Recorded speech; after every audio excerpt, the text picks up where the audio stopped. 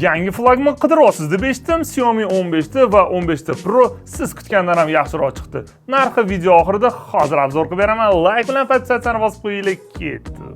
Xiaomi 15 da Dimensity 8400 Ultra protsessori, 15 Pro da Dimensity 9400 Plus protsessori o'rnatilgan. Ikkita model ham 50 megapikselli asosiy kameraga ega. Xiaomi 15 da Light Fusion 800 sensori, Pro versiyada esa Light Fusion 900 sensori mavjud. Tunda ham ranglar yanada tiniq, yorug'lik chuqurroq bo'ladi. 15 da oddiy Leica telefoto, Pro da esa Leica 5X Pro telefoto. Uzoqdan olganda ham sifat o'zgarmaydi. Batareya ikkala modelda ham bir xil 5500 mAh. Quvvatlanishga kelsak, Pro versiyada 90 Watt simli, hatto 50 Watt Hypercharge bor. 15 da esa 67 Watt bilan kifoyalanadi. Displeylar bir xil 683 diagonal, 1.5K AMOLED, 120 Hz yangilanish tezligiga ega. Agar sizga ishlashga kuchliroq video montaj yoki o'yinlar uchun smartfon kerak bo'lsa, Xiaomi 15 Pro aynan sizga mos keladi. Agar balansli, energiyasi tejamkor flagman kerak bo'lsa, 15 ideal variant. Videoni saqlab qo'yinglar. Xiaomi 15 ning narxi 5.999 ming so'mdan boshlanadi.